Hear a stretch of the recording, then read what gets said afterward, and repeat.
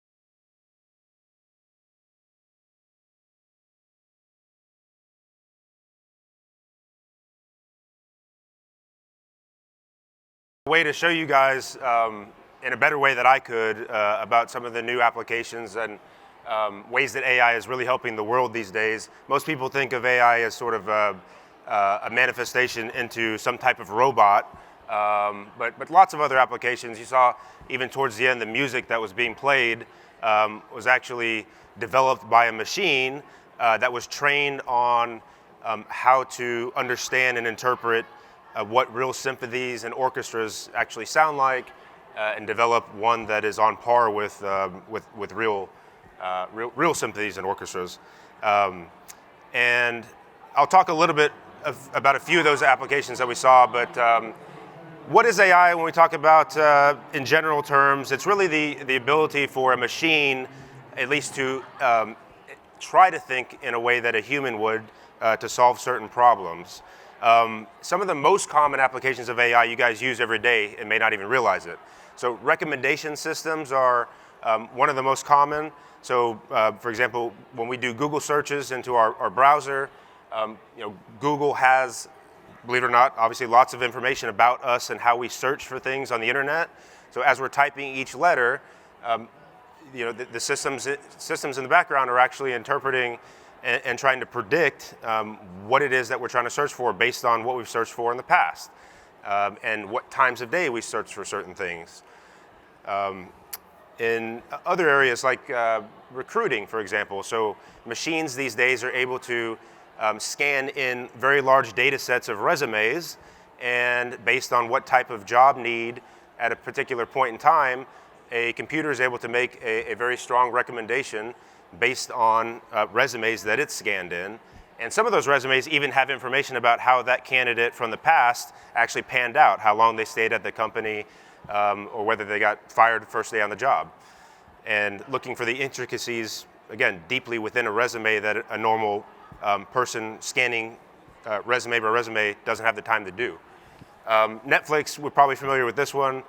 So again, Netflix is collecting information on you about how you watch shows or movies, for how long you do it, again, what time of day, different categories. So it's using all this information, feeding those what we call data sets into a computer model that is learning more and more about you and trying to make smarter predictions about what they think you might want to see.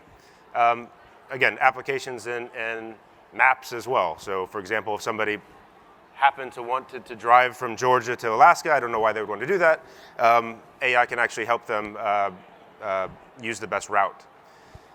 Healthcare is a really big kind of killer app these days, and I usually try to explain the way computer vision and AI and machine learning work with an application like healthcare. So you can think that in the industry of healthcare, there's probably hundreds of thousands to millions of computer images that have been developed, and these are, again, very high resolution images that have been tagged with information such as, well, this was a cancer cell, this was this particular disease, and so all these images are tagged, perhaps even after the fact that they found out that when they took that picture that it turned out to be cancer or not.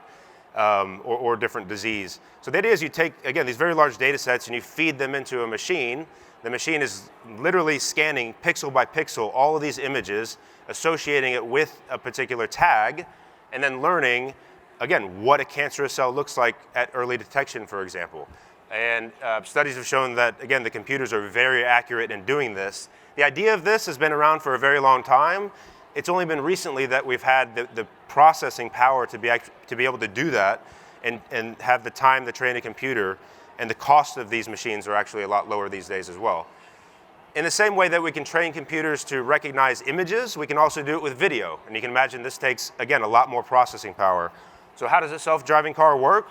At the highest level, it's a computer that has been trained with video of a car and making decisions on, what do I do at a red light? What do I do at a stop sign? And those sorts of things. So again, we train a computer on hundreds of thousands of hours of driving video, and then you set it off and it makes decisions based on what it's learned.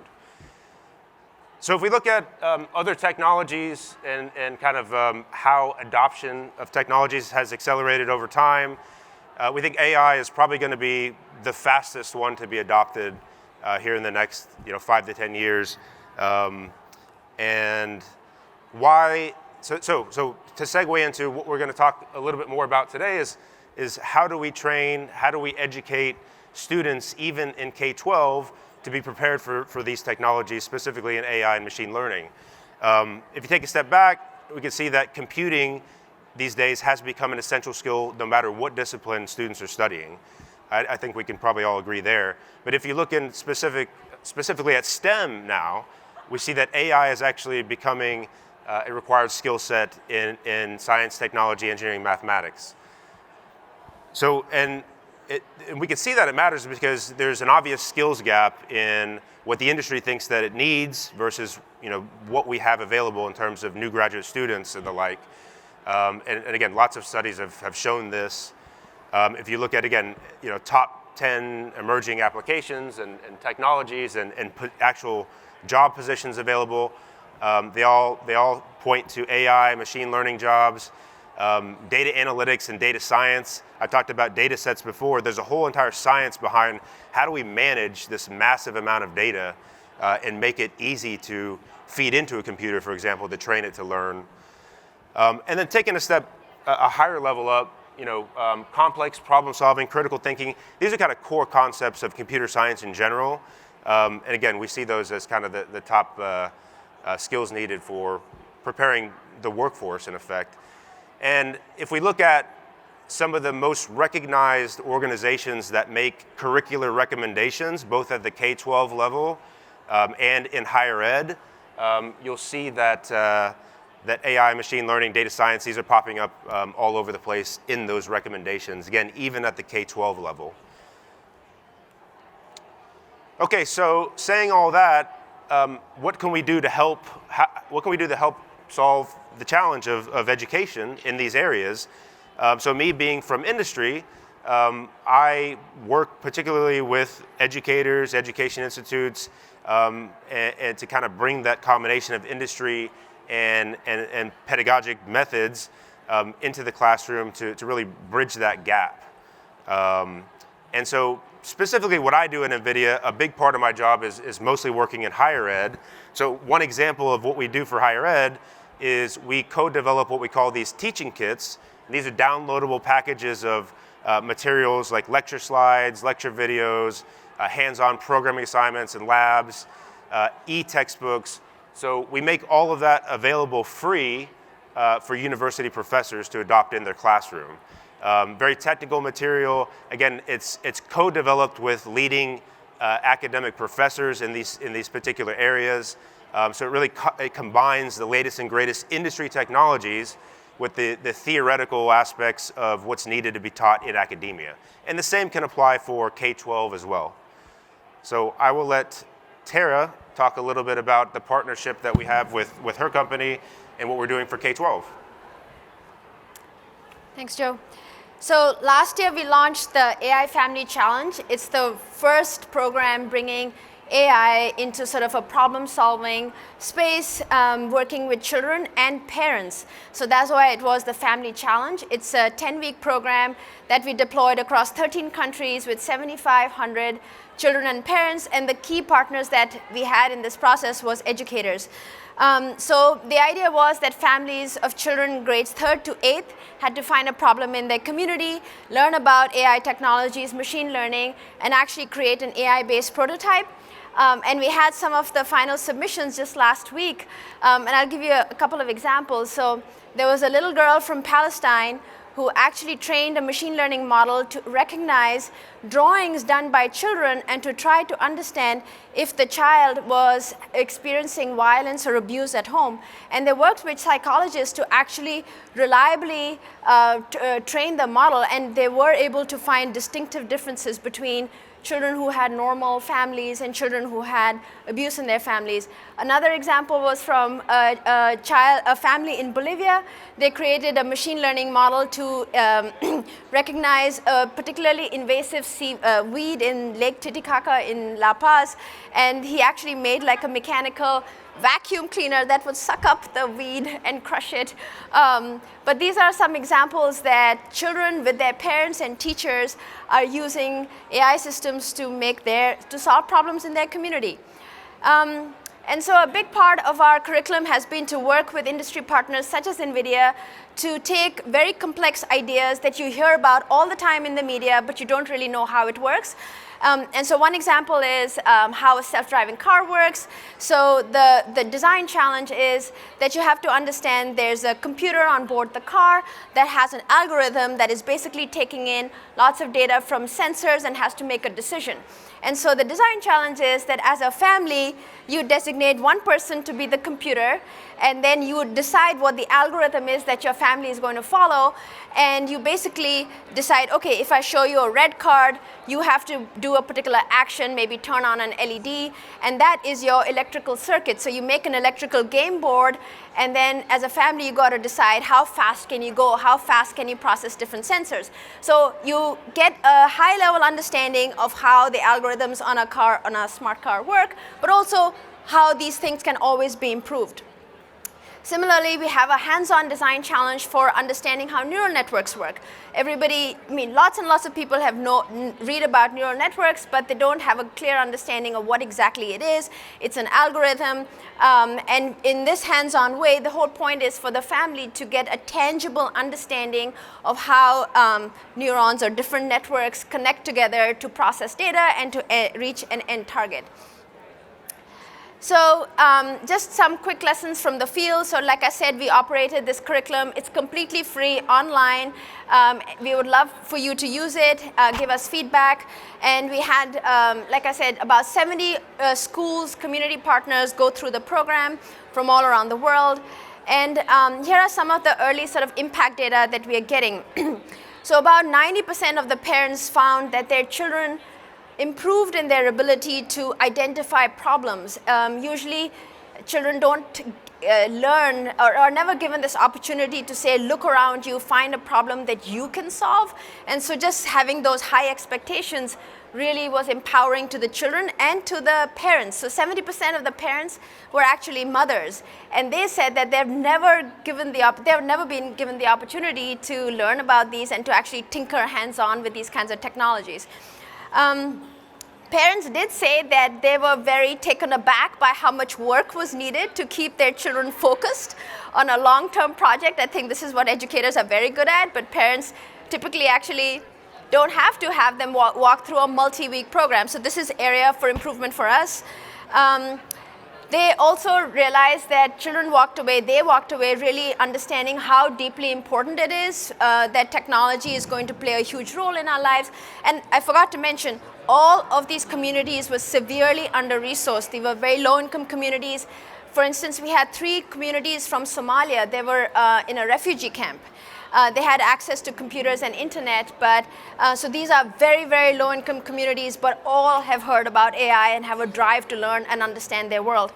And then 90% of the parents said that their children would actually continue working on their app. So this was heartening for us, and that AI career awareness and having a career in AI is a real possibility. The last thing that was powerful for us was that parents realized that they have a role to play as leaders in their community and bringing new education resources, connecting with industry partners, collaborators, to keep sort of lifelong learning as the core of their community focus. So the work is just starting, and here are some ideas of big AI topics that we would love your help in, and if working with industry partners for sure closely. So here are some of the key ideas that we would want to communicate to children: that AI is different from human intelligence, computers need sensors, and that we develop an artificial model of the world that is always incomplete. And this ties into all of the current discussions around AI and ethics, and I think it's really, really important for educators to begin to bring these topics into the classroom. And a really big open area for improvement is also how humans are going to interact with robots, how humans are going to trust prediction systems, and how there's so much work to be done. This is just the very, very start. And I just wanted to end with this video showing a mom and a daughter. It's a single mom from Detroit going through the program. Can I have the video play?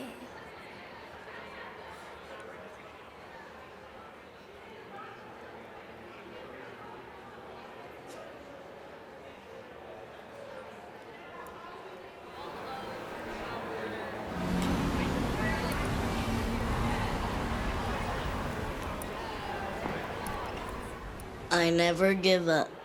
I respect myself and others. I accept myself fully, mind, body, and soul. I move on from failures.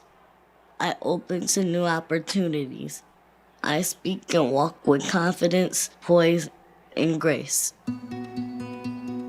Ever since Christina was born, my top priority was to make sure she was happy and healthy. I just wanted to make sure her environment was full of peace, health, and happiness. I love my mom. She's the best mom ever. We got involved with the AI challenge at a resource center where Christina takes art and dance classes. The attraction was the science aspect of it. I want Christina to learn as much as possible. We had lots of fun challenges and just had fun building them. The AI challenges have empowered Christina and I because when you have a better understanding on how something works or on how to do something, it empowers you because you're more knowledgeable on it. In the class, we have to critically think.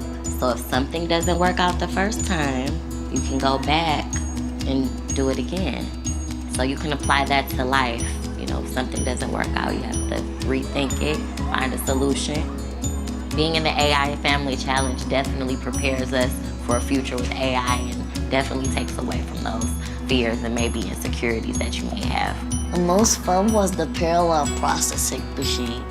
From that one, I also learned to sort things out. Since we've started the AI Challenge, I definitely noticed that I'm more patient. We've learned to work together a little more critically. Technology definitely plays a huge role in our lives now, and I definitely see it playing even a bigger role in the future. The more we know about artificial intelligence, the more impact we can make on the community. I'm excited about the future because I'm gonna go to college, get my dream job, and have a future husband and future kids. I am blessed. I am smart, and I am cute. I dare to dream. I will make a difference in my home, in my community, and in the world.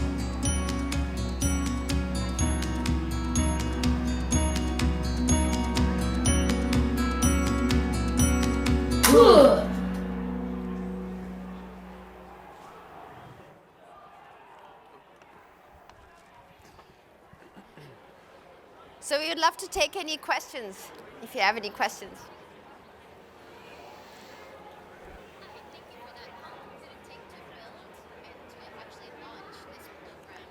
So the question is, how long did it take to build and launch this program? So I've been running Iridescent for 13 years, and our basis is to bring cutting-edge technologies in hands-on ways to communities, especially children and parents. So we had 12 years of a basis, and then 1 year accelerated work, jump into AI.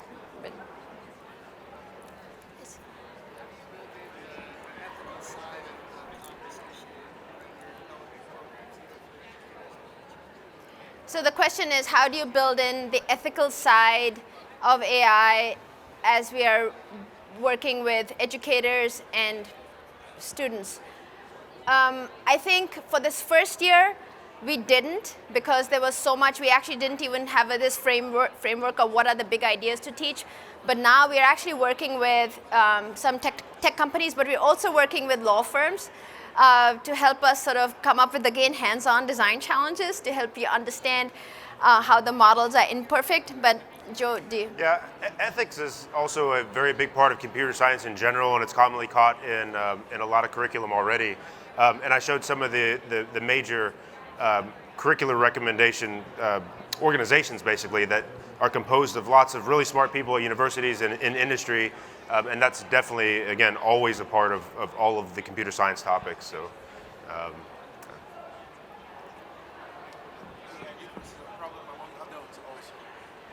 Pardon? Is that mic work? Yes. Yes. If you guys want to come up and ask a question here in the back, because I probably won't be able to hear. There's a mic right there, actually. Sorry. I didn't realize that.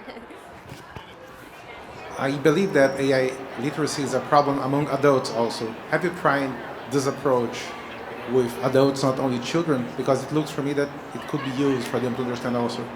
Totally, and I think we did a big survey last year with 1,500 adults across the US, and the more educated ones were the ones that are very afraid of AI. So 60% of people have a real deep-rooted mistrust, and I mean, it's because of all the Terminator movies, you know.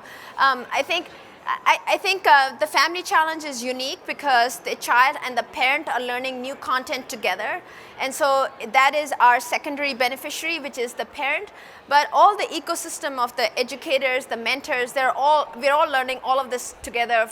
It's the target is the child, but we are lifelong learners. So that's the big message. But I completely agree. There's a lot of room there for adults.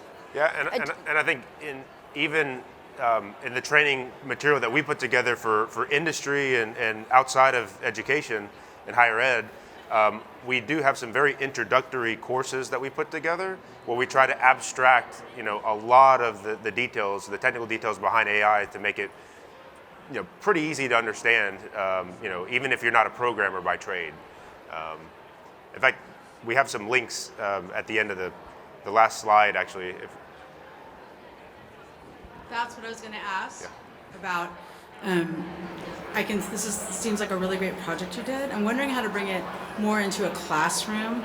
Like, I can't really imagine assigning this to my Silicon Valley parents to take home. I mean, they might do it, but they're, oh, I'm too busy to do this. So the way we do it is in the evenings, and it's the families come every week, once a week, and we're actually running it in Newark with a really, really awesome, diverse set of families.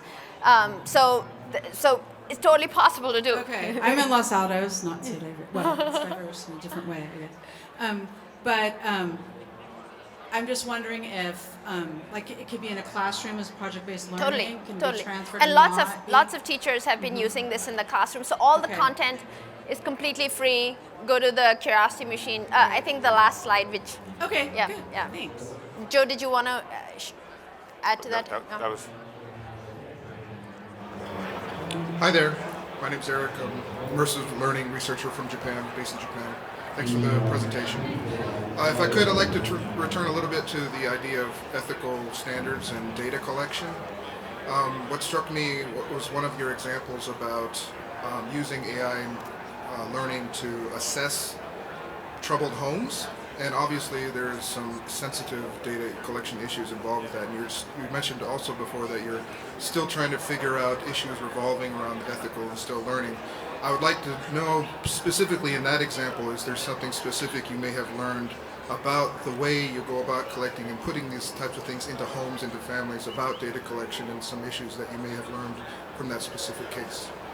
I mean, this is ongoing work, right? So this is just one child's idea. I think the thing to celebrate there is that she came up with such an amazing idea. There are a million problems to that after the prototype goes out to the market. So one thing we have learned, we run another program called the Technovation Challenge, where girls find problems in their community, create mobile apps, and launch startups. And what we learned was the startup is not the end product, it's the girl. It's the same thing here. We really want to support the child and to add more and more complexity and nuance to their journey of prototyping in a very sort of scaffolded way.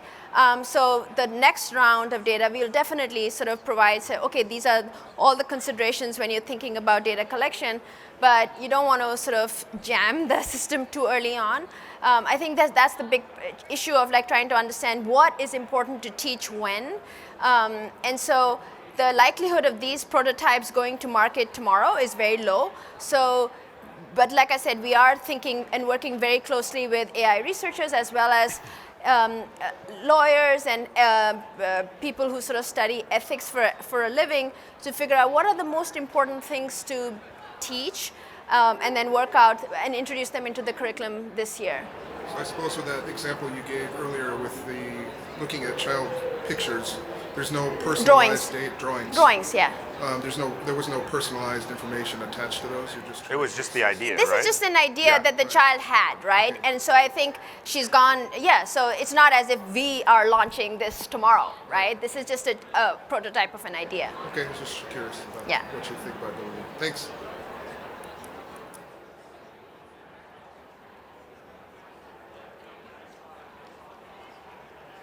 Any other questions? I think we're at time, right?